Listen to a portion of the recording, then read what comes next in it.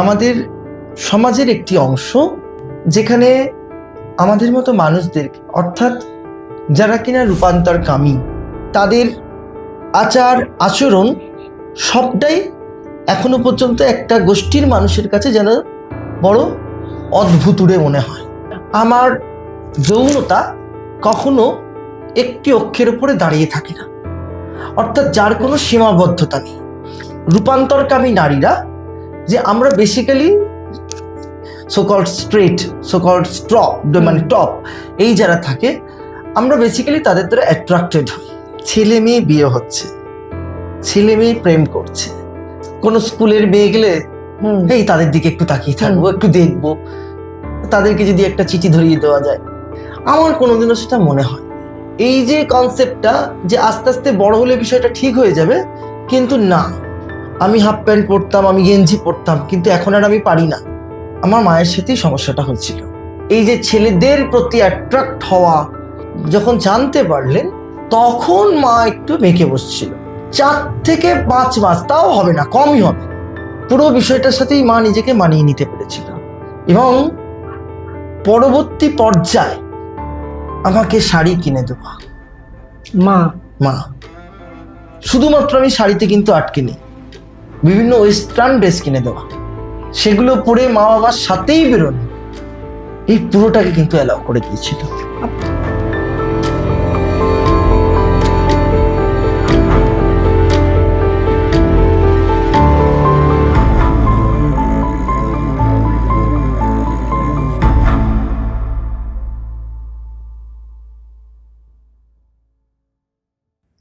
Transgender অর্থাৎ রূপান্তরকামী অথবা রূপান্তরিত মানুষ,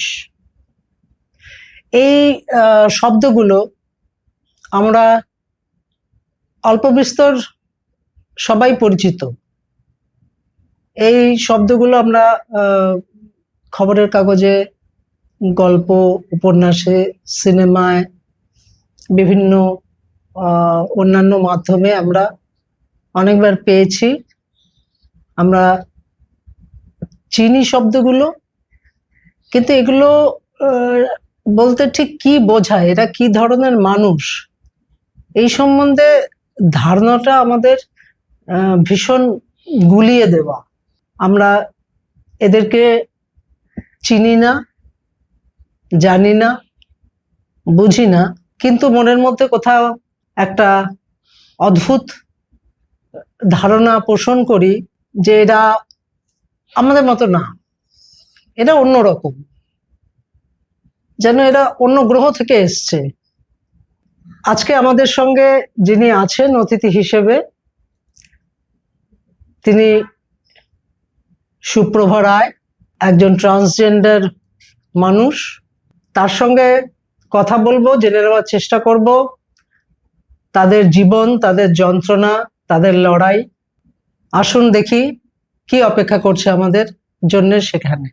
সুপ্রভা, মুক্তির আড্ডাঘরে তোমাকে স্বাগত। ধন্যবাদ আপনাকেও। এক্ষুনি আমি যে কথাগুলো বললাম, সেই কথাগুলোর সঙ্গে কি তুমি একমত যে আমরা আমাদের সমাজের একটা বড় অংশ সম্বন্ধে আমরা জানি না, বুঝি না, চিনি না, কিন্তু একটা ধারণা মনের মধ্যে পোষণ করে রেখে দিয়েছি, এবং বিশ্বাস করি যে ধারণাটার মধ্যে কোনো ভুল নেই। তুমি কি একমত হবে আমার সঙ্গে, না দ্বিমত পোষণ করো? না, দ্বিমত পোষণ করার জায়গা নেই। যেটা বিষয়টা হচ্ছে যে আপনি যে কথাগুলো বলেছেন, যে এখনো পর্যন্ত আমাদের সমাজের একটি অংশ যেখানে আমাদের মতো মানুষদেরকে, অর্থাৎ যারা কিনা রূপান্তরকামী কিংবা যারা আন্তর্লিঙ্গ সম্প্রদায়ের মানুষ, যারা শরীরে উভয় লিঙ্গ নিয়ে জন্মাচ্ছেন, যারা তথাকথিত ছেলে কিংবা মেয়েদের মতো দেখতে নন, বা আজকের সামাজিক স্ট্রাকচার যে জায়গাটায় বেঁধে রয়েছে, যে নারী পুরুষ এই দুই বাইনারির মধ্যে নিজেদেরকে সীমাবদ্ধ রাখা, তো সেইখানে দাঁড়িয়ে রূপান্তরকামী মানুষেরা এবং আন্তর্লিঙ্গ সম্প্রদায়ের মানুষেরা তাদের আচার আচরণ সবটাই এখনো পর্যন্ত একটা গোষ্ঠীর মানুষের কাছে যেন বড় অদ্ভুতুড়ে মনে হয়। তারা, আপনি যে কথাগুলো বলেছেন যে এরা কি কোনো ভিন প্রজাতির, এরা কি কোনো ভিন গ্রহ থেকে এসছে, এরকম একটা অংশ রয়েছে যারা মনে করে। আবার একটা বড় ধর্মীয় কনসেপ্ট রয়েছে যারা মনে করেন যে এই অংশটা আসলে ঈশ্বরের অভিশাপের কারণে, কোনো মানুষ যদি পূর্বজন্মে পাপ করে থাকেন আচ্ছা, সেই পাপের কারণে জন্মগ্রহণ করে থাকেন। এবং এটা শুধু রূপান্তরকামীদের জন্য নয়, যদি কোনো মানুষ সমকামীও হন, অর্থাৎ বেশ কিছু ধর্মীয় তত্ত্ব অনুযায়ী একজন সোকল্ড স্ট্রেট ম্যান যদি একজন ম্যানের প্রতি আকৃষ্ট হয়, তাহলে তাকে ধরে নিতে হবে সে ঈশ্বরের অভিশাপ দ্বারা আক্রান্ত, এবং সেই জন্য সে সমকামিতায় আজকে ওটা পর্যবেসিত ঈশ্বরের হয়েছে। নিয়ম বিরুদ্ধ। এবং আবার এই ধর্মেরই একটা গোষ্ঠী রয়েছে যারা মনে করছেন যে শরীরে উভলিঙ্গ, অর্থাৎ ওই যে শিব ও দুর্গার যে একটা মূর্তি আমরা দেখতে পাই অর্ধনারীশ্বর, সেই জায়গায় দাঁড়িয়ে সেই ধর্মীয় রাজনৈতিক কথাটা আমি এখানে উদ্দেশ্য প্রণোদিতভাবেই বলবো, যে তাদের একটা পরিকল্পনা রয়েছে যে এই অংশটাকে আমরা তৃতীয় লিঙ্গ বলে স্বীকৃতি দেবো, এই কারণে কারণ তারা সেই অর্ধনারীশ্বরের তত্ত্বটাকে বিশ্বাস করে, যারা শুধুমাত্র শরীরে উভলিঙ্গ নিয়ে জন্মাচ্ছে বলে। কিন্তু এইখানে একটা বড় কিন্তু আছে। একটা বড় অংশের রূপান্তরকামী মানুষ রয়েছেন যারা জন্মানোর পর হয়তো সকল মানে কি বলবো ছেলে বা মেয়ে ইত্যাদি আমাদের যা সোশ্যাল স্ট্রাকচার সেই অনুযায়ী তাদেরকে দাগিয়ে দেওয়া হয়, বা বাবা মা গিয়ে স্থির করে দেয় এটা তার লিঙ্গ বা এটা তার জেন্ডার পরিচয়। কিন্তু একটা নির্দিষ্ট তুমি কি বায়োলজিক্যালি যারা নারী বা পুরুষ তাদের কথা বলছো? বায়োলজিক্যাল নারী পুরুষ ইত্যাদি একটা, আমার কাছে দেখুন আমি কোনো স্ট্রাকচারকেই এটাই বায়োলজিক্যাল ছেলে, এটাই বায়োলজিক্যাল মেয়ে, লম্বা লম্বা চুল হলে বা হচ্ছে আমার কথাবার্তাগুলো একটু নরম হলে, হ্যাঁ আমি তাকে মেয়ে বলবো। আর হচ্ছে যদি কেউ মানে কি বলবো সেকেন্ড ব্রিজের ওপর দিয়ে 140-150 কিলোমিটার বেগে বাইক ছুটিয়ে যায়, তাকে আমি ছেলে বলবো। এই যে দাগিয়ে দেওয়া না, আমি এই সোশ্যাল কনসেপ্টটাতেই বিশ্বাস করি না। আমি মনে করি যে একটা মানুষের পরিচয় নির্ধারণের অধিকার তার একান্ত স্পেসে থাকবে। ছোটবেলায় তার যখন কথা বলার ক্ষমতা ছিল না, যখন তার মানে কি বলবো উঠে দাঁড়ানোর জায়গা ছিল না, তখন তার বাবা মা তাকে একটা সার্টিফিকেটে কিছু একটা দিয়ে দিয়েছে। কিন্তু যখন সেই সন্তানই তার সময় পাচ্ছে, বড় হচ্ছে, তখন চারিদিকে মানে আমাদের প্রকৃতির যে পরিবর্তন, মানব সমাজের পরিবর্তন, যা কিছুর মধ্যে দিয়ে সে সমৃদ্ধ হচ্ছে, সেই সমৃদ্ধি লাভের মধ্যে দিয়ে সে নিজেকে যেটা বলতে চাইছে, আমি মনে করি সেটাই তার পরিচয়, এবং সেই ক্ষেত্রে উচিত। এবং সেই ক্ষেত্রে দাঁড়িয়ে এই যে একটা সোকল স্ট্রাকচারের মধ্যে বেঁধে দেওয়া আমাকে যে তুমি পুরুষ বা তুমি নারী, কিন্তু আমি ডিফার করলাম, আমি আপনার বেঁধে দেওয়া পুরুষালী তকমাকে আমি নিলাম না, তাই আমি ট্রান্স, আমি সেখান থেকে বেরিয়ে এলাম। কারণ আমি আমার জীবনটা মনে হয় আপনি যেটাকে সকল নারী বলে বলছেন, ওই জীবনটার মধ্যে, ওই মননটার মধ্যে, ওই চিন্তনের মধ্যে আমি বেশি আবদ্ধ। এবং একটা মেয়ের মানে হচ্ছে বায়োলজিক্যাল ফিমেল আমরা যাদেরকে বলছি, তাদের ক্ষেত্রেও কিন্তু ঠিক তেমনি ভাবে বিষয়টা উল্টোটাও হতে পারে। তার মনে হচ্ছে যে না, আমি ওই আমার মা, কাকিমা, জেঠিমা, পিসিমা, মাসিমা তারা যেভাবে চিরকাল ওই শাড়ি, চুড়িদার ইত্যাদির মধ্যে আবদ্ধ থেকেছে, পোশাকগুলোর মধ্যে, আমি থাকবো না। আমি ওই আমার দাদা যেরকম জিন্সের প্যান্ট পরে, জামা পরে, যেরকম বাইক নিয়ে বেরোয়, আমি সেরকম জামা কাপড় পরবো। মানে সে চিন্তায় মননে তার পুরুষ, কিন্তু শরীরটা হয়তো হ্যাঁ, এখানেও একটা ইয়ে আছে। তা বলে কি একটা মানে একজন যে শাড়ি পরা মহিলা, সে কি বাইক চালাতে পারছে না? সেও পারছে। না না কিন্তু এই স্ট্রাকচার গুলো আমি বলছি এগুলো দাগিয়ে দেওয়া, এগুলো সমাজের তৈরি করা ধারণা, যেটা অনেক দিন ধরে আমরা মেনে চলেছি। এখন আমি একটা, আমার মনে হলো যে আমি একটা জামা পরবো, একটা প্যান্ট পরবো, তার উপর দিয়ে আমি একটা গলায় হার পরবো, সেটা তো আমার ইচ্ছা, আমি কিভাবে সেজে বেরোবো। তখন ওই আপনি যেটা কথাটা বললেন, পুনরায় সেখানে ফেরত আসছে, এই কি অদ্ভুত প্রাণী, কেউ কোথা থেকে। কিন্তু আমার শ্বাসটা তো আমার কাছে, আমার ব্যক্তি স্বাধীনতা, আমি আমার ব্যক্তি স্বাধীনতাকে কেন অন্যের হাতে তুলে দেবো? কারণ এই রূপান্তর কামীদের বাইরেও কিন্তু একটা বড় নন বাইনারি সেকশন আছে, অর্থাৎ যারা কিনা কোনো রকম কোনো বাইনারির মধ্যে আবদ্ধ নয়, আমরা যেই অংশটাকে কোয়ার বলি, নন বাইনারি পিপল। সেটা কিরকম একটু সেটা হচ্ছে, ধরুন যেটাকে আমরা বলতে পারি যে নন কনফার্মিং জেন্ডার সেন্স, অর্থাৎ আমার যৌনতা কখনো একটি অক্ষের উপরে দাঁড়িয়ে থাকে না, অর্থাৎ যার কোনো সীমাবদ্ধতা নেই। আমরা যেমন মনে করি যে রূপান্তরকামী নারীরা, যে আমরা বেসিক্যালি টপ বয় কিংবা টপ ছেলে কিংবা সোকল্ড স্ট্রেট, সোকল্ড স্ট্রপ, মানে টপ, এই যারা থাকে, আমরা বেসিক্যালি তাদের দ্বারা অ্যাট্রাক্টেড হই। স্ট্রেট মানে তো বুঝলাম যে যারা মানে হেটেরোসেক্সুয়াল, ও হেটেরোসেক্সুয়াল, স্ট্রেট মানে স্ট্রেট। টপ, আবার টপ মানে হচ্ছে কি, ধরুন একটা লেসবিয়ান বা গে রিলেশনশিপের ভেতরেও একজন বটম আর একজন টপ হয়। আচ্ছা, এই হেটেরোসেক্সুয়াল যে শব্দটা তুমি ব্যবহার করলে, এটা দিয়ে তুমি কি বোঝাতে চাইলে? হেটেরোসেক্সুয়াল স্ট্রেট কথাটার মানেটা কি? মানে হচ্ছে, দেখুন, হেটেরোসেক্সুয়াল রিলেশনশিপ বলতে আমরা যেটাকে বোঝাই, নারী এবং পুরুষের মধ্যে, বায়োলজিক্যাল মেল অ্যান্ড ফিমেলের মধ্যে রিলেশনশিপ। কিন্তু এরকম অনেক বায়োলজিক্যাল মেল তারা রয়েছে, বা অনেক বায়োলজিক্যাল ফিমেলও রয়েছেন, যারা বায়োলজিক্যাল মেলদের ক্ষেত্রে তারা ট্রান্স ফিমেলদের প্রতি আকৃষ্ট হয়, আবার বায়োলজিক্যাল ফিমেলরা তারা ট্রান্স মেলদের প্রতি আকৃষ্ট হয়। তাদেরকে কিন্তু আমরা বাইসেক্সুয়াল বলতে পারি না। বাইসেক্সুয়াল আমরা কাদেরকে বলতে পারি? যারা ছেলেদের প্রতিও আকৃষ্ট এবং যারা মেয়েদের প্রতিও আকৃষ্ট। আমরা টপ বা বটম কোন ক্ষেত্রে বলতে পারি? যখন সেটা গে বা লেসবিয়ান রিলেশনশিপ তৈরি হয়, অর্থাৎ এই দুই রিলেশনশিপের ক্ষেত্রে একজন টপ থাকেন, একজন বটম থাকেন, আবার অনেকে ভার্সও হন, অর্থাৎ উভয় অবস্থানই যারা গ্রহণ করতে পারেন। আর হেটেরোসেক্সুয়ালের ক্ষেত্রে আমি ঠিক এটাই বলেছি যে আমি যে রূপান্তরকামী নারী, আমি টপ বয় বলতে পারেন, হেটেরোসেক্সুয়াল স্ট্রেট বলতে পারেন, তাদের প্রতি আকৃষ্ট। ওকে, এই জায়গাটা আমার ধারণা।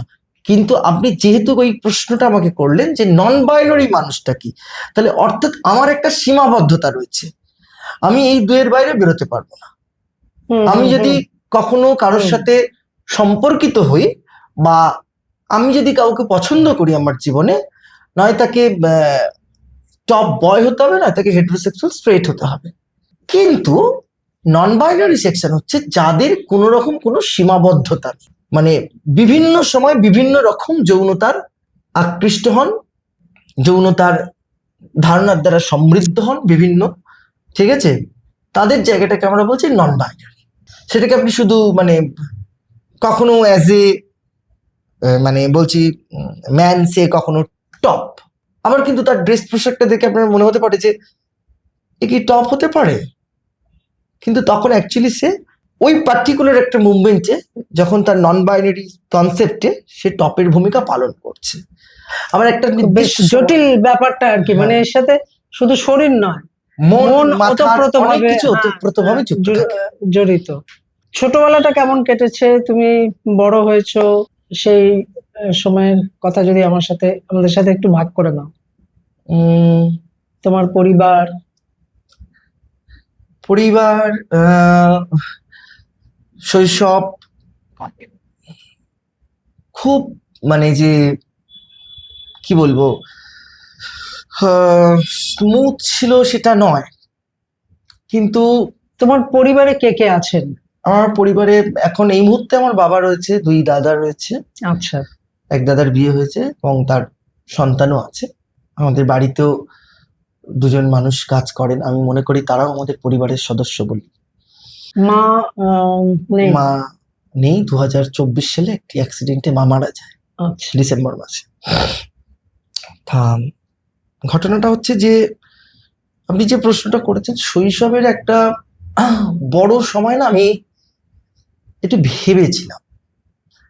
আমি চারিপাশে যা দেখতাম, ছেলে মেয়ে বিয়ে হচ্ছে, ছেলে মেয়ে প্রেম করছে। এটা যে- কোন বয়সের কথা বলছো তুমি? ধরুন ক্লাস 5, 4, 5, 6 এরকম বলছে। আমি যখন 10-11 বছর বয়স, বন্ধুদেরকে দেখতাম কোন স্কুলের মেয়ে গেলে হুম। এই তাদের দিকে একটু তাকিয়ে থাকবো, একটু দেখবো, তাদেরকে যদি একটা চিঠি ধরিয়ে দেওয়া যায়। কিছুই নয় ব্যাপারটা, একটা ছেলে মানুষই, ইয়ে সবই এরকম। আমার কোনোদিনও সেটা মনে হয়, আচ্ছা। আমি বয়েজ স্কুলে পড়েছি, কিন্তু আমার কোনোদিনও সেটা মনে হয়। আমি বরঞ্চ মানে ছেলেদের প্রতি একটু ওনাদের আকর্ষণটা আমার বেশি বেশি ছিল। থাকতো। আমার মনে হতো যে আমার ওই ছেলেটাকেই ভালো লাগছে। কোনোদিনও কোনো মেয়ের সাথে কোনো রিলেশন, কোনো মানে মেয়েদের প্রতি তুমি শারীরিক কোনো মানসিক কোনো আকর্ষণ? সম্পর্ক, বলছি ওটাই, যে এই ধরনের কোনো আকর্ষণই আমি কখনো অনুভব বোধ করিনি। করনি। আচ্ছা। আমার বরাবর মনে হতো, আমি তখন জানতাম না যে ওই সিঁদুরটা যেটা মায়েরা পরে, হুম। মানে ওটা ওই বিবাহিতদের আচ্ছা। চিহ্ন। ও। তো আমার মনে হতো যে ওই আলতা সিঁদুর ইত্যাদি যেটা পরে, তো সেটা বোধহয় সব মেয়েরাই পরে। তো আমি আর সমস্ত কিছু ইনগ্রেডিয়েন্টস এর মতো, যেমন চোখে একটু কাজল দেওয়া, তখন তো এই অত আপনার ফাউন্ডেশন ইত্যাদি সমস্ত কিছু ওঠেনি। আমি আজ থেকে অনেক বছর আগেকার কথা বলছি, যখন আমার 9 বছর 10 বছর বয়স আগেকার কথা বলছি। তো গোল টিপ পড়া, তখন এরকম গোল একটা বাক্স পাওয়া, মানে গোল একটা কৌটো পাওয়া যেত, তার মধ্যে অনেকগুলো রঙের থাকতো, ঠিক আছে? তো সেইগুলো দিয়ে লিকুইড, হ্যাঁ লিকুইড থাকতো, সেইগুলো দিয়ে টিপ করা। হ্যাঁ, তো এই বিষয়গুলোই তখন ছিল। ঠোঁট আঁকা তো তখন বলতো না, এখন তো লিপ লাইনার উঠেছে, তখন ঠোঁটে রং মাখা বলতাম আমরা। তো সেই পুরো জিনিসগুলোর মধ্যেই আমি আকৃষ্ট ছিলাম। এবং আমার মা, কাকিমা, জেঠিমা আমাকে একটাই কথা বলতো তখন, যে তুই যে কেন মেয়ে হয়ে জন্মালি না, তোকে বোধহয় ভগবান মেয়ে করতে করতে করতে করতে ছেলে করে দিল। আপনি যখন লম্বা চুলের জায়গায় ববকাট চুল করবেন, তখনই একটুখানি না, আমাকে বলা হতো আমার মানে আমি সমস্ত ছেলেদের সাথেই খেলাধুলা করতাম, ক্রিকেট, ফুটবল, গুলি, ডাঙ্গুলি, পেয়ারা গাছে ওঠা, কুল গাছে গিয়ে লোকের বাড়ি থেকে কুল পাড়া, আচার চুরি করা। আমাদের একটা বেশ বড় গ্যাং ছিল, তাতে আমি আর আরেকজন, এই দুজন মেয়ে ছিলাম, বাকি সব ছেলে। এটাই তোমাদের কি যৌথ পরিবার ছিল? যৌথ পরিবার ছিল প্রথমে আমাদের।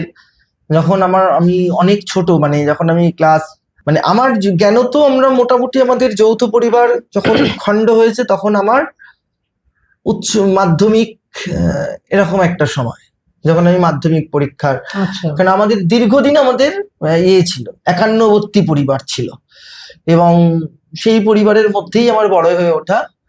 কিন্তু একটা ধাক্কা আমি খেয়েছিলাম, যখন আমার ওরিয়েন্টেশনটা, কারণ ছোটবেলায় তো ওটাকে ইয়ে হিসেবে নেওয়া হতো, মা বা বাড়ির বড়রা মনে করতো যে এটা ঠিক আছে, আস্তে আস্তে বড় হবে বোধহয় বিষয়টা ঠিক হয়ে যাবে।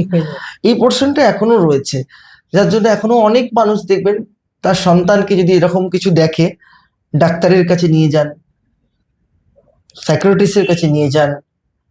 আবার একটা অংশ মানে যারা ওই ওঝা টাইপের, তাদের কাছেও নিয়ে যান। কারণ এই রিসেন্টলি এক মানে বন্ধু আমার হ্যাঁ, যে সে আমাকে মেসেজ করছে যে দেখো না দিদি, আমার বাবা মা খালি একটা তান্ত্রিকের কাছে নিয়ে যাচ্ছে এবং তাকে দিয়ে আমাকে ইয়ে করার চেষ্টা করছে। আমি তুই যাচ্ছিস কেন? বলছে আমি যাচ্ছি না, কিন্তু আমার বাবা মা যাচ্ছে, আমি বুঝতে পারছি।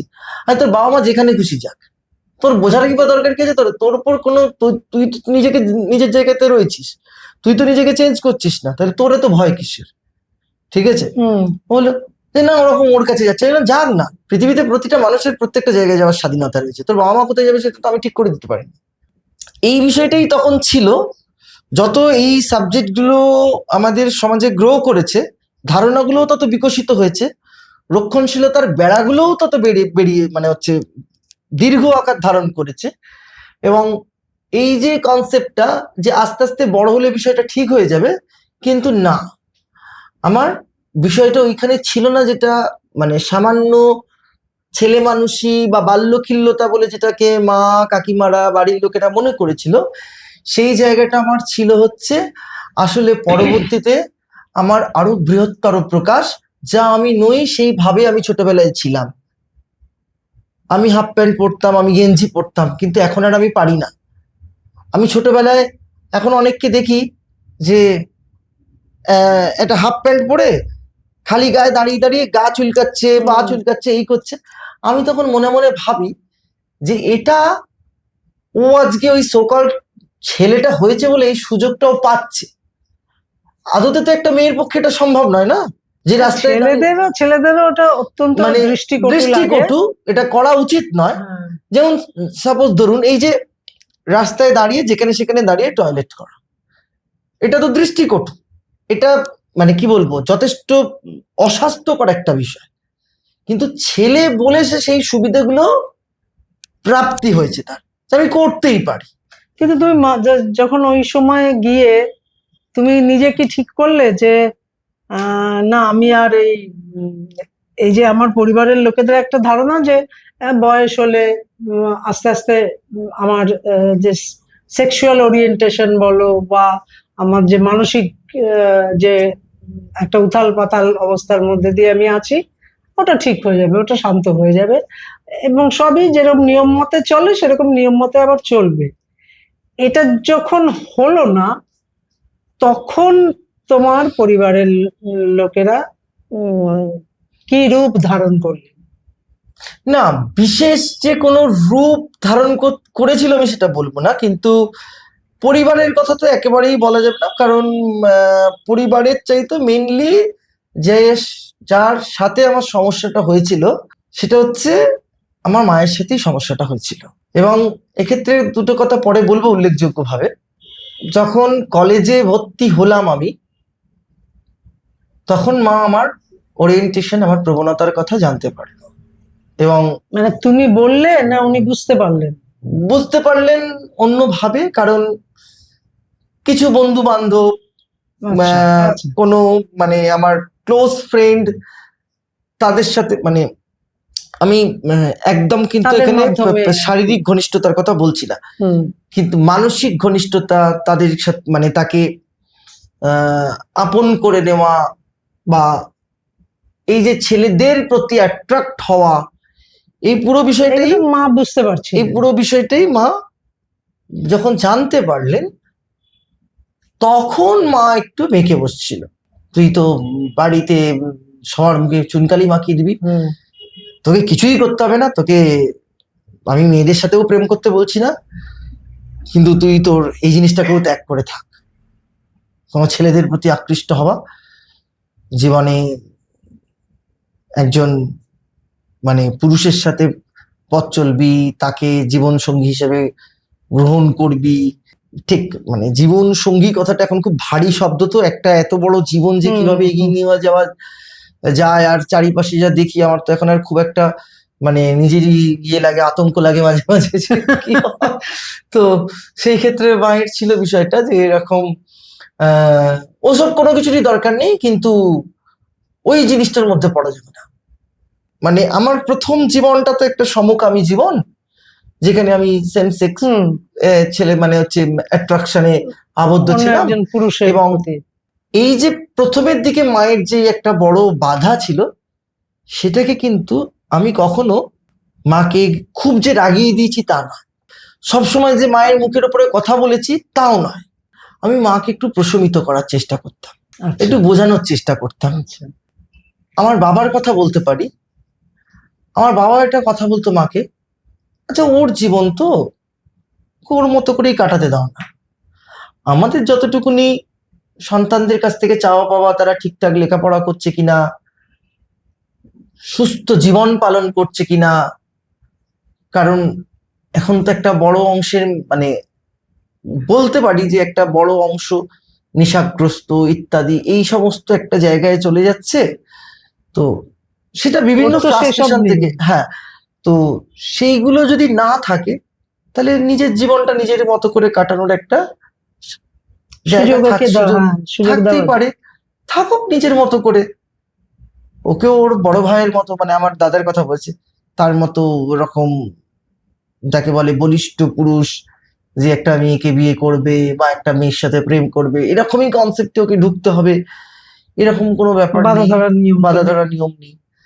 এই পুরো বিষয়টা আমার মাকে বোঝাতে কিন্তু খুব বেশি সময় যে লেগেছিল তা নয়। আচ্ছা, হ্যাঁ, এবং মানে উনি গ্রহণ করেছিলেন এটা? ভীষণভাবে, আমি যার জন্যই বললাম উল্লেখযোগ্যভাবে কয়েকটা কথা বলবো এক্ষেত্রে, আচ্ছা, যে আমার এই পুরো বিষয়টা সামনে আসার পরে আমার মনে আছে 4 থেকে 5 মাস, তাও হবে না, কমই হবে, আমার এতটা খেয়াল নেই এখন, পুরো বিষয়টার সাথেই মা নিজেকে মানিয়ে নিতে পেরেছিল। এবং পরবর্তী পর্যায়ে আমার এরকম অনেক ছবি আছে, আমি প্রয়োজন পড়লে আপনাদেরকে হুম। দেখাতেও পারি, অন ক্যামেরা দেখাতে পারি, আমার কোনো ব্যাপার না, আমার ফোনেই আছে। আমাকে শাড়ি কিনে দেওয়া, মা। মা শাড়ি পরিয়ে দেওয়া, বিভিন্ন ড্রেস কিনে দেওয়া, শুধুমাত্র আমি শাড়িতে কিন্তু আটকে নেই, বিভিন্ন ওয়েস্টার্ন ড্রেস কিনে দেওয়া, সেগুলো পরে মা বাবার সাথেই বেরোনো, এই পুরোটাকে কিন্তু অ্যালাউ করে দিয়েছিল। আপনার যে বৃহত্তর পরিবার তাদের প্রতিক্রিয়া? কোনো খারাপ প্রতিক্রিয়া ছিল না। ইনফ্যাক্ট এখন আচ্ছা। এই মুহূর্তে আমার মা নেই, আমার মাকে আমি হারিয়েছি, কিন্তু আমার বৃহত্তর পরিবারের মধ্যে আমার ছোট পিসি রয়েছে, আমার এক জেঠিমা রয়েছে, কাকা রয়েছে, বাবা তো আছেই, পিসি পিসেমশাই রয়েছে, দাদা বৌদিরা রয়েছে। আমরা একসাথে বেড়াতে গেলে এখনো, আমি এই কিছুদিন আগেই, আপনার 25 সালের কথাই বলছি, আমরা দার্জিলিং, লাভা, লোলেগাঁও এই সমস্ত জায়গায় বেড়াতে গেলাম, তো আমি রীতিমতো চুটিয়ে ওয়েস্টার্ন ড্রেস পরেছি সেখানে পরিবারের তোমার সাথেই। তোমার দাদাদের বিয়ের সময় কোনো অসুবিধা হয়নি, সমস্যা হয়নি কোনো তোমাকে নিয়ে? সমস্যা হয়নি, আচ্ছা। কোনো সমস্যা হয়নি। আমার রীতিমতো ছবি আছে দাদার বিয়েতে, আমি একদম শাড়ি পরে সুন্দর করে, রীতিমতো বাড়িতে মা মেকআপ আর্টিস্ট আনিয়ে আমাকে সাজিয়েছিল পুরো। এটা কিন্তু এক্সেপশন, সুপ্রভা, বলতেই হবে। এটাই ঘটনা, মানে এটা রেয়ার, রেয়ার, এটা এক্সেপশন পাওয়া। শুধু না, আমি যার এটা জন্য রেয়ার। কথাটা বললাম, যে প্রথম জীবনটায় যেভাবে মা, মানে আমি কিন্তু তাও আবারও মানে রিপিট করছি কথাটা, যে আমার মাকে পুরো বিষয়টার সাথে প্রশমিত করতে আমার হাইস্ট ম্যাক্সিমাম আমার 4 থেকে 5 মাস সময় লেগেছিল। কিন্তু তার পরবর্তী দীর্ঘ জীবনে যতদিন মা বেঁচে ছিল, 2024 ডিসেম্বর অব্দি, এই সত্যটা মেনেই উনি মেনে, তোমাকে গ্রহণ করেছিলেন। গ্রহণ শুধু, আমি বলছি গ্রহণ শুধু নয়, একাধিক জিনিস মায়ের পছন্দের কিনে দেওয়া, উৎসাহ এখনো- দিয়েছিলেন, তার মানে এখনো বলা যায়। পর্যন্ত এই যে ওড়নাটা আমি গায়ে দিয়ে রয়েছি, এই ওড়নাটাও আমার মায়ের ওড়না। আচ্ছা, তোমার আম, স্কুলে তো তুমি যা বললে তাতে বুঝলাম যে স্কুলে কোনো অসুবিধে না, আমার তোমাকে বন্ধু পড়তে হয়নি। বান্ধবরা একটু কলেজেও ইঙ্গিতটা- না? হ্যাঁ, কলেজেও না? একদমই না। মানে তুমি যখন কলেজে যাচ্ছ তখন কি তুমি আম, তোমার এই ট্রান্সফরমেশনটা হয়েছে, না না, তখন পুরুষ আমার হিসেবেই তুমি কলেজে গেছো? আমার ট্রান্সফরমেশন বলতে কি, আমার একটা তো ট্রান্সফরমেশনের ধারা থাকে, হ্যাঁ, হ্যাঁ। যে ধরুন এই ইউনিভার্সিটি ইত্যাদি ইত্যাদি এই জায়গাগুলোতে, কিন্তু আমার ট্রান্সফরমেশন অর্থাৎ রূপান্তর কামিতার যে জায়গাটা, সেটা শুরু হয়েছিল আপনার 2017।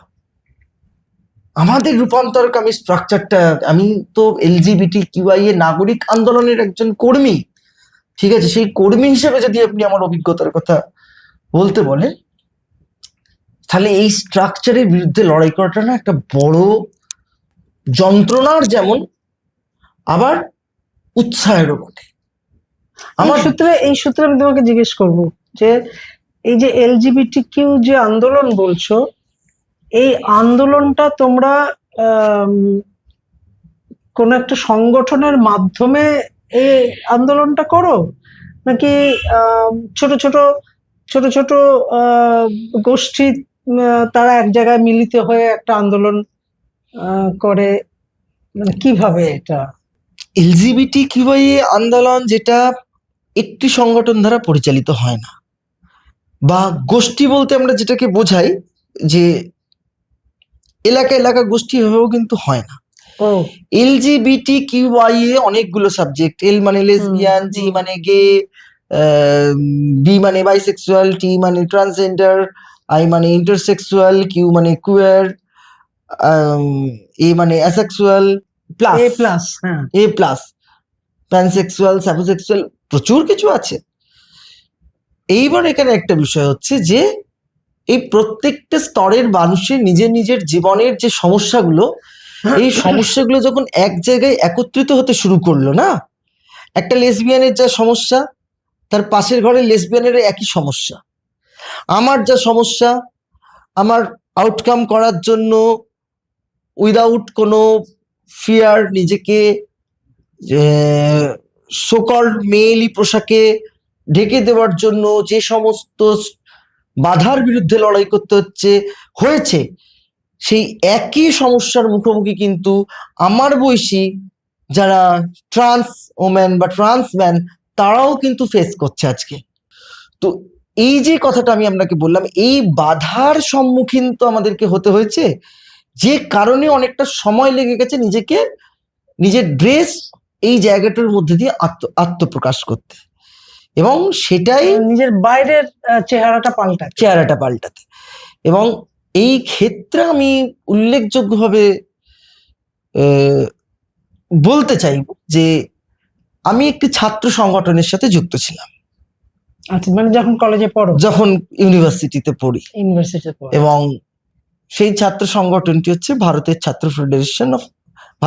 ফেডারেশন মানে এসএফআই। এসএফআই এর কিছু দাদা দিদি বন্ধুরা, সেই সময়কার তৎকালীন রাজ্য সম্পাদক সভাপতি যারা ছিলেন, কমরেড সভাপতি ছিলেন মধুজা সেন রায়, আর সম্পাদক ছিলেন কমরেড দেবজ্যোতি দাস, তারা আমার পাশে এসে প্রচন্ডভাবে দাঁড়িয়েছিল যে কিসের ভয়। হ্যাঁ, কিসের ছিল ভয়টা? এটাই ছিল যে কমিউনিটির মধ্যে একটা বিরাটতর লড়াই ছিল। কমিউনিটি বলতে তোমাদের এলজিবিটি কে কমিউনিটির মধ্যে। হ্যাঁ, আচ্ছা। কারোর কাছে শুনছি যে কমিউনিটির হওয়ার জন্য, ট্রান্সজেন্ডার শব্দ উচ্চারণ করার জন্য সমকামী মানুষরা এইরকম ট্রান্স ছেলে মেয়েদের হচ্ছে শাস্তি দিত, এবং এই অংশটা তাদেরকে আমি নিজের মুখে বলতে শুনেছি যে সমকামীদের আমরা পাত্তা দিই না, আমরা রূপান্তরকামী মানুষ, আমরা রূপান্তরকামীদের নিয়েই ভাবি। তো এই যে চারিদিক থেকে একটা মানে যখন আমার আত্মপ্রকাশ করার সময়, সেই সময় যে কমিউনিটির কিছু অবস্থা, তার দরুন একটা মেন্টাল মানে কি বলবো ফ্রাস্ট্রেশন তৈরি হতো নিজের মধ্যে, কি করব না। এখনো সেটা অনেককে ভুগতে হয়। আপনি ট্রমার মধ্যে চলে গেলে তাদের কিন্তু কিছু আসবে যাবে না, বুঝতে পেরেছি। তারা বহাল তবিয়তেই থাকবে, কিন্তু তাদের এই যে এবং জড়িয়ে দেওয়া মানুষকে, এই জায়গাটাকে বেঁধে দেওয়ার চেষ্টা, মানুষদেরকে তার হাতের মধ্যে রেখে নির্দিষ্টকরণী একটা ব্যাপার যে থাকে, যে আমি নির্দিষ্ট করে দেবো। যখন আমি ধরুন কমিউনিটির মধ্যে প্রবেশ করছি, রূপান্তরকামী কমিউনিটিতে, তখন সেখানে একজন বোদ্ধা, সে মনে করছে আমি কমিউনিটির মাথা, আমি ঠিক করে দেবো ওই ব্যক্তিটি যে আমার কমিউনিটিতে আসছে সে কি হবে আর কি হবে না। তো এই যে সামাজিক প্রেক্ষাপট আমাদের, এইগুলোর ভাঙতেও তো একটা সাহস অর্জন করতে হয়েছিল, এবং এই সাহসটাকে আমাকে যারা জুগিয়েছিল, সেই সময় আমি এসএফআই এর সাথে যখন যুক্ত, এই ছাত্র রাজনীতি করাকালীন, এটা আমাকে অনেক সাহায্য করেছিল। শুধু তাই নয়, এসএফআই তারা সিদ্ধান্ত করেছিল 2017 সালের রাজ্য সম্মেলনে যে কমিউনিটির মধ্যে থেকে আমরা রাজ্য স্তরে একজনকে গ্রহণ করব। এই যে নালসা হুম আইন, সেটা কি, সেটার জন্য তোমরা কি কি সুবিধে উপভোগ করছিলে? পরবর্তীতে তার যে যে যে অ্যামেন্ডমেন্ট হয়েছে হুম করে আজকে 2026-এ যে অ্যামেন্ডমেন্ট করা হলো, হুম। এইগুলো যদি একটু সংক্ষেপে বলো যে তখন কি ছিল, তারপরে কিভাবে আইনটা গেছে, তোমাদের কি কি সুযোগ সুবিধে বা অধিকার তোমরা আহ, অর্জন করেছিলে সেইগুলোর মাধ্যমে, এবং এখন এই সাম্প্রতিক যে সংশোধন হলো তাতে তোমরা সেই অধিকার কতটা হারিয়েছো আর কতটা পেয়েছো? সত্যি কথা বলতে কি, মানে নালসা থাকাকালীন যে খুব পেয়েছি কিছু এরকমটা নয়। নালসা 2014-তে না? 14 15 এপ্রিল, ওটাই বলছি আবারও যে খুব কিছু যে পেয়েছি কথাটা বলতে ধরুন কিন্তু তখনই তো বোধহয় প্রথম তোমাদের যে তৃতীয় লিঙ্গ হিসেবে বলছি আমি যে পেয়েছি বলতে যেটা আমরা বুঝি যে কোর্টের কিন্তু কোনো ভুল নেই, আদালতের কোনো ভুল নেই, যা আদালতের প্রয়োগে রায়েই তো হ্যাঁ যা প্রয়োগে সমস্যা তা কেন্দ্রীয় সরকার রাজ্য সরকার যা তারা করেনি। করেছে বলতে একটি রাজ্য কেরালা আমরা দেখেছি, কেরালাতে কিছু ইমপ্লিমেন্ট হয়েছে, নালসার কিছু ইমপ্লিমেন্ট হয়েছে, বা কেন্দ্রীয় যে ট্রান্সজেন্ডার অ্যাক্ট যেটা তৈরি হয়েছিল 2019 তারও কিছু ইমপ্লিমেন্টেশন যতটুকুনি আমরা দেখেছিলাম কেরালাতে হয়েছিল, কিছুটা দিল্লিতে হয়েছে, সাউথের কিছু কিছু স্টেটে হয়েছে, সামান্য, খুব সামান্য। তাও কেরালাতে বোধহয় রিজার্ভেশনটা কিছুটা দিয়েছিল কিছু জায়গায় সরকারি কর্মক্ষেত্রে, আমি জানি না সেটা এখন আর আছে কিনা। মানে আমি ট্রান্সজেন্ডার বোধহয় সবচেয়ে বেশি আমি দেখছিলাম তামিলনাড়ুতে। বলছি সাউথের স্টেট গুলোতে কিছু কিছু হয়েছে, তামিলনাড়ু তেলেঙ্গানা এইসব জায়গায় কিছু কিছু হয়েছে, কর্ণাটকা, তো মানে ডেভেলপমেন্টের কাজ কিছু হয়েছে। আচ্ছা, কিন্তু আচ্ছা। যেটা আমাদের অ্যাকচুয়ালি বোর্ড থাকে, তো তা নালসা জাজমেন্টের মধ্যে দিয়ে আমরা প্রধান যে উপকারটা পেয়েছি যে লিঙ্গ পরিচয় স্বনির্ধারণ করার ক্ষমতা, এই অধিকারটা আমাদের হাত থেকে কেউ কেড়ে নিতে পারবে না, পারতো না নতুন আইনটা না আসা অবধি। অর্থাৎ আমার বডিকে ডিটারমাইন করার, তাকে চিহ্নিত করার ইজ মাই অ্যাবসলিউট অথরিটি। আমার অথরিটি, আমার বাইরে গিয়ে কেউ করতে পারবে না। এবং এই যে নালসার রায়, তার সাথে আরো কিছু গুরুত্বপূর্ণ ভার্ডিক্ট ছিল সেসব, নারী পুরুষের সমান নাগরিক ও রাজনৈতিক অধিকার, অর্থাৎ সমানাধিকার, সমান মৌলিক অধিকার, আমাদের যে মৌলিক নাগরিক অধিকারগুলো যা নারী পুরুষরা ভোগ করে থাকে সেই সমান, অর্থাৎ সম্পূর্ণ সমানাধিকারের যে মর্যাদা দেওয়া হয়েছিল, সেই সমানাধিকারের মর্যাদাটাকে ইমপ্লিমেন্ট করতে গেলে যা যা প্রয়োজনীয় জায়গাগুলো রয়েছে,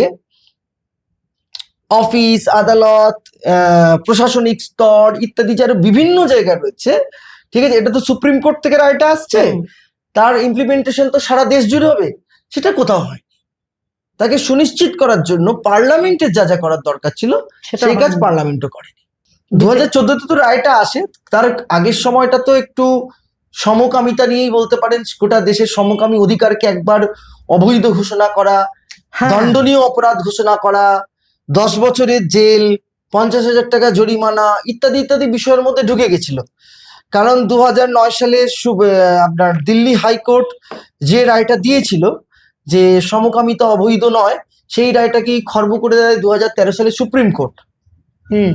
ঠিক আছে, সমকামিতাকে পুনরায় অবৈধ এবং ক্রিমিনালাইজেশনের জায়গায় নিয়ে আসা, যে যদি কেউ ধরা পড়ে আমলের যে আইন ছিল, সেই মানে ভয়ঙ্কর একটা কি বলবো স্বৈরাচারী একটা পদক্ষেপের আলোড়ন আমরা দেখতে পাচ্ছিলাম। তার বাড়ির বিরুদ্ধে দাঁড়িয়ে আবার রিভিউ পিটিশন তৈরি হলো, যে রায় 2018 সালে আমরা পেলাম 6ই সেপ্টেম্বর, যে 377-কে স্ক্র্যাপ করলো সুপ্রিম কোর্ট। ঠিক আছে, এবং এই জায়গা থেকেই হচ্ছে আপনার এই যে লড়াইটার সূচনা, তারপরে নালসা জাজমেন্টটা এলো। কিন্তু আমি ওই একটা কথা পার্টিকুলারলি আবার বলছি, নালসা জাজমেন্টের মধ্যে দিয়ে আমরা স্বপরিচিতি নির্ধারণ করা ছাড়া, ইনফ্যাক্ট ট্রান্সজেন্ডার সার্টিফিকেটটা পেতে গেলেও সরকারি টালবাহানার কারণে দীর্ঘদিন টাইম লাগতো। সরকারি হিসাবে আজকে 33,000 সারা দেশে ট্রান্সজেন্ডারদের শংসাপত্র দেওয়া হয়েছে মোটে। আর ট্রান্সজেন্ডারদের সংখ্যাটা কত, সে বিষয়ে কেন্দ্রীয় সরকারের কাছে কিন্তু কোনো সুমারি নেই, হয়নি তো। যে আপনি স্বলিঙ্গ পরিচয় নির্ধারণ করছেন, আপনার ভোটার আই কার্ডে গিয়ে আপনি লিখে দিলেন যে না, তুমি এতদিন আমাকে মেল করে লিখেছিলে, আমি মেলটা কেটে দিলাম, আমি আমারটা উইদাউট এনি প্রুফ, কোন রকম কোনো তথ্য প্রমাণ দিতে হয় না, সেলফ ডিক্লারেশন দিলেই হয়ে যায় যে আমি ভাই তৃতীয় লিঙ্গ বা নারীও নেই, আমি পুরুষও নেই। হ্যাঁ, এটা অনেকে ভুল করে যে এই তৃতীয় শব্দটা কেন আসে, তাহলে কি প্রথম দ্বিতীয় বলে কিছু রয়েছে? না, প্রথম দ্বিতীয় নয়, এটা প্রথম দ্বিতীয়ের বিষয়টা নয়। বিষয়টা হচ্ছে সারা বিশ্ব এই দুইয়ের বাইনারির মধ্যে আবদ্ধ ছিল, এই দুইয়ের বাইরে বেরোতে পারছিল না। নারী পুরুষ এই দুই সংখ্যার বাইরে নয়, এটাকে তৃতীয় সত্তা বলা হয়, সেই জন্য তৃতীয় লিঙ্গ বলা হয়। এটা ওই ক্লাসের 1 2 3 4, হ্যাঁ এরকম ব্যাপার নয়, ফার্স্ট সেকেন্ড থার্ডের বিষয়টা নয়। ঠিক আছে, তো এই জায়গা থেকে এইটা তৈরি হলো। এবং আমাদের দেশের আইন অনুযায়ী আপনি আধার কার্ডে একবারই চেঞ্জ করতে পারছেন। আপনার প্রথমে ছিল আমার মেল ছিল, আমি সেখান থেকে আজকে ট্রান্স। এইবার যেই নতুন আইনটা এলো, আমি তার আধার কার্ডে চেঞ্জ করতে পারবো না। তাহলে আমি এবার ভারতবর্ষের কোন নাগরিকদের অংশ হব? এসআইআর এর মধ্যে দিয়ে কি যাদেরকে বাদ দেওয়া গেল না, বা যে অংশটাকে বাদ দেওয়ার প্রবল চেষ্টা করেও পারা গেল না, তাদেরকে কি এবার এইভাবে বাদ দেবে? যে ইচ্ছাকৃতভাবে একটা আইনকে নিয়ে এলো একদম উদ্দেশ্য প্রণোদিত হবে, এটা একটা গভীরতর ষড়যন্ত্র তৈরি করেছে। এবং আপনি দেখুন, আইনটা পাস হলো কত 13ই এপ্রিল না কত, কবে 13ই মার্চ না কবে আইনটা নিয়ে এলো, তারপরেই আইনটা আপনার লোকসভায় ধ্বনি ভোটে পাস হলো, তারপরেই রাজ্যসভায় পাস হলো, এবং দিন 15-র মধ্যে আমি সম্ভবত, ঠিক আছে, যে রাষ্ট্রপতির কাছ থেকে সাইন করে নিয়ে বের করে দিল। আমাদের মহাভারতে আমরা তো এই ধরনের চরিত্রের উল্লেখ পাই। আর মহাভারত তো আমাদের হিন্দু ধর্মের একটা অত্যন্ত গুরুত্বপূর্ণ গ্রন্থ বলে আমরা মনে করি। আমরা বলতে যারা হিন্দু ধর্মের প্রতি বিশ্বাস রাখি, যারা মনে করি সনাতন ধর্ম এবং আমরা সনাতনী, তো যদি তাই হয় তাহলে মহাভারতে যে দুটি চরিত্র বৃহন্নলা এবং শিখণ্ডী, বৃহন্নলা যখন 14 বছরের যে অজ্ঞাতবাস, তার শেষ বছরে বিরাট রাজার ওখানে তারা সময় কাটায়, এবং অর্জুন বৃহন্নলা অর্থাৎ একটি নপুংসক বা এখনকার ভাষায় ট্রান্সজেন্ডার রূপ ধারণ করে বিরাট রাজবাড়ির যেসব কন্যারা তাদের বিভিন্ন শিল্পকলা শেখাতেন। তাদের তো অসুবিধা হয়নি তাকে গ্রহণ করে নিতে, তাকে আমরা তো কোথাও পাই না যে তাকে কোনো অসম্মান করা হয়েছিল বা তাকে বলা হয়েছিল যে এটা ঠিক স্বাভাবিক নয়, আমাদের ধর্মে নেই, প্রকৃতিতে নেই।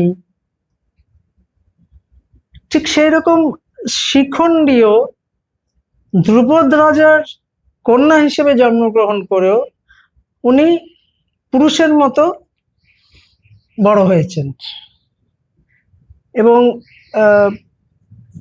একটা সময় পরে উনি এক যক্ষের সঙ্গে লিঙ্গ পরিবর্তন করে পুরুষেই রূপান্তরিত হন এবং বিবাহ করেছিলেন। এবং তাকে কাজে লাগিয়ে ভীষ্মকে মারা হলো। এই দুজনকে আমরা কিন্তু কোথাও কখনো খুব অশ্রদ্ধার সঙ্গে এদের নাম উচ্চারণ করা হয়েছে বা এদের সম্বন্ধে কিছু লেখা হয়েছে সেটা তো পাই না। তো এই 1000 বছর আগে যদি মানুষের গ্রহণ ক্ষমতা এতটা সহনশীল ছিল, এত বছর পরে এসে যারা আমরা নিজেদেরকে হিন্দু হিন্দু বলে গলা ফাটাচ্ছি, যারা রাম রাম বলে গলা ফাটাচ্ছি, তারা এত অসহিষ্ণু হয়ে গেল কি করে? মানে তোমাদের দৃষ্টিভঙ্গিতে। ঘটনাটা হচ্ছে, আমি আগেও বললাম আপনাকে যে বিষয়টা, যে মহাভারত, রামায়ণ ইত্যাদি যা যা তৈরি হয়েছে সবই তো একটা কল্পনা, তার ভিত্তিতে তো সবই, হ্যাঁ। লেখা, এবং সবকিছুই মানে কিছু মানে ঘটনা যেগুলোকে একটু মানে, আপনি যেমন দেখবেন এই যে দেবদাস সিনেমাটা, শরৎচন্দ্র যেভাবে লিখে গেছে সেইভাবে কি সেই সিনেমাটা পরিচালিত হয়েছে? হয়নি। তার সাথে আরো রং চড়িয়ে দিয়ে আরো কতটা কিভাবে তাকে ইয়ে করা যায়, লোকের কাছে অ্যাট্রাকটিভ করা যায়, সিনেমা। তো ঠিক তেমনি ভাবে কিছু ঘটনা সেই সময় সমাজের যা ঘটতো সেগুলোকে সেইভাবেই কাহিনী রূপে তৈরি করা হতো। এবং একটা প্রচলিত ধারণার মধ্যে আমি আবারও বলছি কিন্তু ছিল যে বৃহন্নলা অংশ মানে কিন্তু হচ্ছে অর্ধনারীশ্বরের অংশ।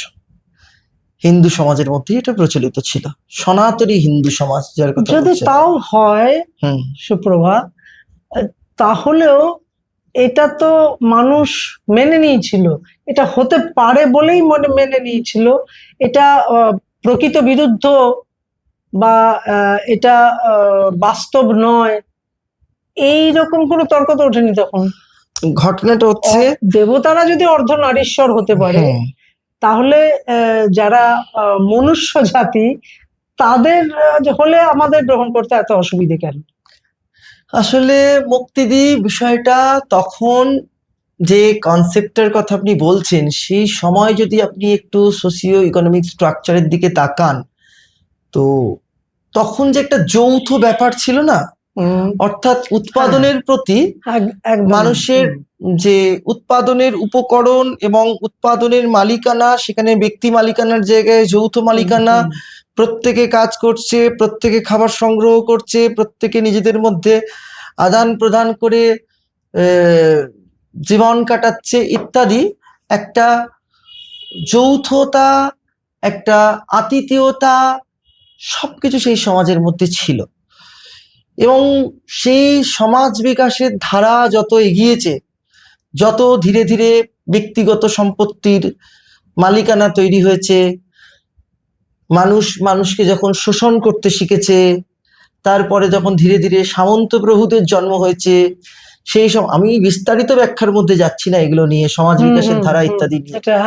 তো সেই জায়গা থেকে পরবর্তীকালে বৃহৎ পুঁজির শোষণ, তার বিরুদ্ধে দাঁড়িয়ে শ্রমজীবী মানুষের লড়াই, সেইখান থেকে মুক্তির পথ খুঁজে পাওয়া, এই যে সবকিছুর মধ্যে দিয়ে এখন একটা আমরা নয়া উদারবাদী যে ব্যবস্থার মধ্যে এসে দাঁড়িয়েছি, সেইখানে কনসেপ্টটা অনেক অনেক ঘুরে গেছে। এই যে আপনি কথাটা বললেন না যে হিন্দু হিন্দু, রাম রাম, হিন্দু হিন্দি, হিন্দুস্তান, এই যে বিষয়গুলো এখন উঠে আসছে না, এই কনসেপ্টটাই আসলে একটা মিথ্যে কনসেপ্ট। এইটা টোটালটা হচ্ছে মানুষকে একটা ভাওতা দেওয়ার, মানে ও আদতে আপনি বলুন তো, যখন আচ্ছা পেট্রোল ডিজেলের দাম বাড়ছে, রান্নার গ্যাসের দাম বাড়ছে, দেখে দেখে কি তার ইয়ে হয় নাকি? রান্নার গ্যাসের দাম শুধুমাত্র কি হিন্দুদেরকে শোষণ করে না, শুধুমাত্র মুসলমানদেরকে শোষণ করে? তার জন্য পকেটে চাপ কার পড়ে? শুধুমাত্র মুসলমানদের পড়ে, খ্রিস্টানদের পড়ে, জৈনদের পড়ে, আর হিন্দুদের পকেটে চাপ পড়ে না? আমি দেখুন, আমি কিন্তু কোনো ধর্ম মানে কোনো ধর্মীয় রক্ষণশীলতাকেই কিন্তু আমি ছেড়ে কথা বলছি না, আমি সমানভাবে বলছি। যেমন ভাবে বলছি হিন্দু ধর্মের গোড়া রক্ষণশীল অংশের কথা, তেমনি ভাবে বলছি মুসলিম ইসলাম ধর্মের গোড়া রক্ষণশীল অবস্থানের কথা, তেমনি ভাবে বলছি খ্রিস্টানদের কথা, যে প্রতিটা ধর্মের, এবং এই ক্ষেত্রে লিঙ্গ বৈচিত্র্যের ঐক্য যখন তৈরি হবে, আমি অনেক জায়গায় লিখেওছি এটা, যে আপনার যখন নারী পুরুষের বাইরে গিয়ে তৃতীয় সত্তাকে স্বীকার করতে হবে, তাকে আটকানোর জন্য সমস্ত ধর্মীয় মৌলবাদী অংশ কিন্তু তারা একত্রিত হয়ে যাবে, তাদের নিজেদের মধ্যে যতই বিভেদ থাকুক। ধরো রূপান্তরকামী যারা, হুম তো এটা তো তাদের যে শারীরিক যে রূপান্তর সেটার আহ, কথাই তো বলছি আমরা, কারণ মানসিক রূপান্তর তো তার ঘটে গেছে বলেই সে এবার শারীরিক রূপান্তরের কথা ভাবছে। এই অপারেশন কতটা উম, কঠিন, কতটা ব্যয়সাপেক্ষ, এবং আইনের দিক দিয়ে কি কি আহ, তার বাধা আছে বা কি কি নিয়ম কানুন আছে, এটা নিয়ে একটু বলবে? নিশ্চয়ই। এখন তো সবটাই খুব জটিলতার মধ্যে চলে গেছে এই ট্রান্সজেন্ডার অ্যাক্ট 2026 চলে আসার জন্য। এতদিন ধরে যে পদ্ধতিটা ছিল, যেটা নালসা জাজমেন্ট অনুযায়ী চলছিল, কিংবা ট্রান্সজেন্ডার অ্যাক্ট যেটা 2019 ছিল সেই অনুযায়ী যেটা চলছিল, ঠিক আছে আমি মানছি তাতে অনেক কিছু আমাদের পাইনি, জেলায় জেলায় ট্রান্সজেন্ডার ডেভেলপমেন্ট বোর্ড তৈরি হয়নি, হ্যাঁ, অনেক ট্রান্স কিছুই তো ছিল। হ্যাঁ নেই, তৈরি হয়নি, কিংবা হচ্ছে ট্রান্স টয়লেট তৈরি হয়নি, বা জেন্ডার নিউট্রাল টয়লেট তৈরি হয়নি, কিংবা হচ্ছে আপনার হসপিটালে হসপিটালে ট্রান্সজেন্ডার ওয়ার্ড তৈরি হয়নি। তো এই এত কিছু না থাকা সত্ত্বেও এই জটিলতাগুলো আমাদেরকে ফেস করতে হতো না। কোর্ট পেপারে কিছু উল্লেখ করে ইত্যাদির মধ্যে দিয়ে এই চেঞ্জগুলো করা যেত। আইনি জটিলতাও ছিল না, কিন্তু এখন পুরোটাই একটা জটিলতার মধ্যে চলে এসছে। এখন কি হবে না হবে আমরা কেউ কোনো জায়গা থেকেই কিছু বুঝে উঠতে পারছি না, যে মানে ট্রান্স সার্টিফিকেট পেতে গেলে এখন কি করতে হবে, এই 33,000 অংশ কোন জায়গায় দাঁড়িয়ে রয়েছে, এখন যারা সার্জারি করাতে চায় তারা কি অবস্থানের মধ্যে যাবে, এখন এই মুহূর্তে যারা সার্জারি করানোর প্রক্রিয়ার মধ্যে রয়েছে তাদের ট্রিটমেন্টটাই খালি কেবল চলছে, এবং যারা নতুন করে এই আইনি প্রক্রিয়ার মধ্যে ঢুকবে তাদের কি বিষয় বৃত্তান্ত হবে সেইটা তার এখনো একটা খুব পর্যন্ত কঠিন হয়ে গেছে। কোনো কিছু সুস্পষ্টতা নেই, যতদিন মানে এই নতুন আইনটা আসার পর থেকে। এইবার হচ্ছে আপনার অনেকেই এই অপারেশন করাতে চান কিন্তু করে উঠতে পারেন না, তার একটা কারণ তো অবশ্যই অর্থনৈতিক, আর একটা কারণ হচ্ছে শারীরিক ক্ষমতার উপর নির্ভর করতে হয়। অনেকগুলো অপারেশনের চাইতো অনেকগুলো ট্রিটমেন্ট আছে, ওরাল ট্রিটমেন্ট আছে, হরমোনাল ইমপ্ল্যান্ট আছে, বহু কিছু আছে। তো সেগুলোর মধ্যে দিয়ে যেতে গিয়ে বিভিন্ন রকম অনেক ক্ষেত্রে, সবার ক্ষেত্রে আসা আমি বলছি না, ধরুন কারোর ক্ষেত্রে হলো অ্যাংজাইটি নিউরোসিস চলে এলো, ঠিক আছে, কারোর ক্ষেত্রে দেখা গেল যে অ্যালার্জির বড় প্রবলেম চলে এলো, গোটা গায়ে র্যাশ বেরিয়ে যাচ্ছে, ইনস্ট্যান্ট সেই মুহূর্তে তার ট্রিটমেন্ট বন্ধ করে দিতে হয়, যে না তাহলে এই ট্রিটমেন্টটা নিতে পারবে না, ঠিক আছে। তো যেগুলো যারা থেকে সেগুলোকে ওভারকাম করতে পারে তারা সেগুলোকে ছেড়ে বেরিয়ে যাচ্ছে, তাদের অপারেশন মানে যতদূর তারা সাকসেস পাচ্ছে, তার সাথে তার ফিজিক্যাল কন্ডিশনের সাথে তো তার ইকোনমিক্যাল কন্ডিশনটাও থাকছে না। আমরা একটা অপারেশন করতে গেলে প্রায় 7-8 লক্ষ টাকা খরচা, ঠিক আছে, আপার লোয়ার দু ধরনের সার্জারি আছে, সেই সবটা মিলিয়ে করতে হবে। মহিলা থেকে পুরুষে রূপান্তরিত হবার আকাঙ্ক্ষা রাখে এরকম মানুষের সংখ্যা বেশি, না পুরুষ থেকে মহিলা হতে চায় এরকম আকাঙ্ক্ষা রাখে? এটা বলতে পারবো না ঠিকঠাক, এটা কোনো মানে আইডিয়া নেই আমার কাছে, কারণ আমাদের দেশে তো প্রথমত হচ্ছে কোনো নির্দিষ্ট সুমারই নেই। ট্রান্স ম্যান বলে আদৌ যে কোনো বিষয় হয়, আমার যেটা মনে হয় কেন্দ্রীয় মানব সম্পদ উন্নয়ন দপ্তর সেটা বোধহয় জানেনি না, কারণ আপনি যদি ট্রান্স একটা পড়ে দেখেন সেখানে ট্রান্স ম্যানরা এক ফোঁটা দৃশ্যায়িত হয়নি, শুধুমাত্র ট্রান্স ওমেনরাই ভিজুয়ালাইজ হয়, যেহেতু পুরুষ থেকে নারী তার ড্রেস আপ, তার কনসেপ্ট, তার সাজগোজ একটু অন্য আকার ধারণ করে, কিন্তু সেখানে কিছু বৃহৎ সাজ থাকে, একটা সিম্পল জামা প্যান্টের জায়গায় একটা সুন্দর শাড়ি থাকে, একটা সুন্দর করে টিকুলি থাকে, একটা হাতের মধ্যে বড় মোড়া হচ্ছে আপনার বালা থাকে, আমি সোনাদানা ইত্যাদির কথা বলছি না, এমনি নর্মাল যেগুলো আপনার সাজের উপকরণ থাকে। কিন্তু একজন রূপান্তরকামী হচ্ছে ছেলে অর্থাৎ ট্রান্স মেল, সেটা সিম্পল সেজে যাচ্ছে, তো তাই তাকে অতটা ভিজুয়ালাইজ করে না। আচ্ছা, চকচক না করলে শোনা হবে না, মানে এরকম একটা কনসেপ্ট রয়েছে আমাদের সমাজে, তো রয়েছে আবার। তো এই জিনিসটা আছে, এইটা যতক্ষণ না, আমরা বারবার এই কথাটা বলেছি, ইনফ্যাক্ট এখনো প্রত্যেকে ধারাবাহিকভাবে লিখছে রূপান্তরকামী মানুষেরা, যে এই বিলে ট্রান্সম্যানরা কোথায়, এই বিলে যারা মানে পোস্ট অপারেশন করিয়ে ফেলেছে তারা কোথায়, এই বিলে যারা ইতিমধ্যেই তাদের জেন্ডার চেঞ্জ করে নিয়েছে বিভিন্ন সার্টিফিকেটে তারা কোথায়, এর কোনো ক্লিয়ার অ্যান্সার দিতে পারবে না কেন্দ্রীয় সরকার যতক্ষণ না তার নির্দিষ্ট শুমারি হবে। আমাদের রাজ্য একটা ফুল ফ্লেজেড ট্রান্সজেন্ডার বোর্ড ছিল, কিন্তু ট্রান্সজেন্ডার বোর্ডের অফিসে সম্ভবত 2015 তৈরি হয়েছিল, 2017 থেকে তালা ঝুলছে। আমরা তো জীবনে কখনো শুনিনি যে মহিলা কমিশনের চেয়ারপারসন কোনো পুরুষ মানুষ হচ্ছে বলে। তো একটা ট্রান্সজেন্ডার বোর্ডের, ডেভেলপমেন্ট বোর্ডের চেয়ারপারসন কেন একজন সিস মহিলা হবেন, যেটা ডক্টর শশী পাজা হয়েছিলেন। আবার তিনি কিছুদিন আগে দাবি করেছিলেন যে আমাদের রাজ্যে ট্রান্সজেন্ডারদের ক্ষমতায়ন এবং মর্যাদা দান হয়েছে। তো আমরা বলেছিলাম 1% রিজার্ভেশন চাই প্রাইমারি স্কুলের ছাত্র পড়ানোর ক্ষেত্রে, 1% রিজার্ভেশন। হাইকোর্টের মানে সিঙ্গেল বেঞ্চ আমাদের পক্ষে রায় দিল। রাজ্য সরকার আবার ডিভিশন বেঞ্চে মামলা করলো যে না, 1% রিজার্ভেশন ট্রান্সজেন্ডারদের দেওয়া যাবে না। তখন মানে তৃণমূল কংগ্রেসের সরকার, এবং তারপরে শশী পাজা বললেন যে এরকম আমরা ট্রান্সজেন্ডারদের যথেষ্ট ক্ষমতায়ন করেছি রাজ্যে। এই হলো কনসেপ্ট, এই হলো বিষয়বস্তু। অর্থাৎ সরকারি স্তরে তোমরা এখনো ব্রাত্য, তোমরা এখনো গুরুত্বপূর্ণ নও, ফলে তোমাদের নিয়ে ভাববার সময়, তোমাদের জন্য কিছু করার ইচ্ছে এখনো প্রশাসনিক স্তরে সেইভাবে দেখা যাচ্ছে না। আজকে অনেক অনেক কথা জানলাম তোমার থেকে।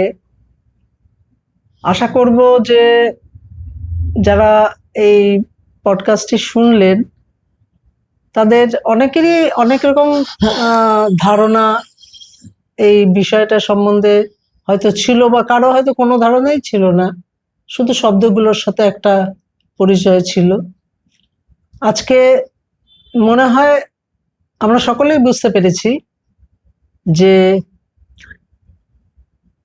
তৃতীয় লিঙ্গ হোক, রূপান্তরকামী হোক, রূপান্তরিত হোক, গে হোক, লেসবিয়ান হোক, যাই হোক, এরা সকলেই আদতে মানুষ, আমার আপনার মতো মানুষ। তারা স্কুলে যায়, লেখাপড়া করে, কলেজে যায়, লেখাপড়া করে, বিশ্ববিদ্যালয়ে যায়, তাদের সকলেরই মনে অনেক স্বপ্ন থাকে, নিজের পায়ে দাঁড়াতে চায়। সবাই সুযোগ পায় না তাদের, হ্যাঁ, সবাই সুযোগ পায় না, না সেটা যেটা সমাজের অন্যান্য ক্ষেত্রে যেভাবে সত্যি, ঠিক সেইভাবেই এদের ক্ষেত্রেও সত্যি, কারণ এরা সমাজের অংশই তো। ফলে সমাজের যে অংশটা এই সুযোগ পায় না, সেই অংশের মধ্যে যেরকম LGBTQ প্লাস A+ বললে আমরা যাদের যাদের বুঝি, তারা যেমন আছে, আবার 5টা সহজ স্বাভাবিক মানুষ যারা, তারাও আছেন। আশা করব যে এরপরে আর একটু মানবিক দৃষ্টি নিয়ে এদের সমস্যাগুলো আমরা বোঝবার চেষ্টা করব। আমরা এদের আন্দোলনের পাশে যে যেমন ভাবে পারি, যদি বিশ্বাস করি যে এদের যে লড়াই, এদের যে যেটা চাওয়া, সেটা ন্যায্য, যুক্তিযুক্ত, তাহলে যেভাবে সম্ভব মানসিকভাবে উপস্থিত হয়ে তাদের বিভিন্ন আন্দোলনে আমরা সাহায্য করব, এবং তাদের সমাজের একটা অংশ হিসেবেই এগিয়ে নিয়ে যাবার, একসাথে এগিয়ে যাবার আমরা একটা চেষ্টা করব। আজকের এই পর্বটি জানি না আপনাদের ভালো লেগেছে না খারাপ লেগেছে, যাই লাগুক আপনার মন্তব্যে লিখুন।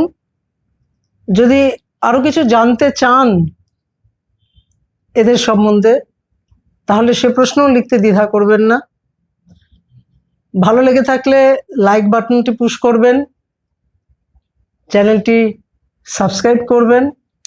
আমরা আরো অনেক এই ধরনের মানুষদের সঙ্গে আলাপচারিতায় আসব, আপনাদের সহযোগিতায়, আপনাদের উৎসাহে।